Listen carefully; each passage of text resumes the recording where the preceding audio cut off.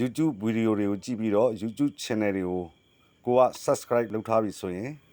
ကျွန်တော်တို့ subscribe လုပ်ထားတဲ့ channel တွေကနေပြီးတော့ဗီဒီယိုအသက်တင်လိုက်တိုင်းကျွန်တော်တို့စီကို notification ဝင်လာလိမ့်ရှိပါတယ် subscribe လုပ်ထားတဲ့ channel များလေ notification တွေအများကြီးကိုစီကိုဖုန်းနဲ့ဝင်လာလိမ့်ရှိပါတယ်ခင်ဗျာဒါကိုဘယ်လိုပိတ်ရမလဲဆိုတာဒီကနေ့ဗီဒီယိုထဲမှာမိတ်ဆွေတို့ကျွန်တော်မျှဝေတင်ပြသွားမှာဖြစ်ပါတယ်ပထမဦးစွာကျွန်တော်တို့က YouTube application တွေကိုဝင်ရမှာဖြစ်ပါတယ် YouTube တွေကိုဝင်လိုက်ပါခင်ဗျာဟုတ်ကဲ့ပြီးရင်ကျွန်တော်တို့ channel တွေကိုဝင်ကြည့်လိုက်ပါဒီနေရာမှာ setting ဆိုတာရှိပါတယ် setting တွေကိုဝင်လိုက်ပါခင်ဗျာဟုတ်ကဲ့ဒီနေရာမှာတော့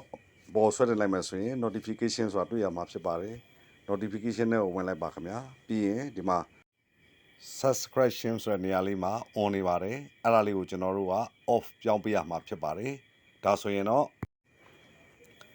မိတ်ဆွေ subscribe လုပ်ထားတဲ့ channel တွေကဗီဒီယိုအသက်တွေတင်တိုင်းမိတ်ဆွေစီကို notification တွေဝင်လာတော့မှာမဟုတ်တော့ပါဘူးခင်ဗျာ notification တွေကိုပိတ်လိုက်ပြီးဖြစ်ပါတယ်ဟုတ်ကဲ့ဒီကနေ့ဖို့ဒီဗီဒီယိုလေးကိုမိတ်ဆွေတို့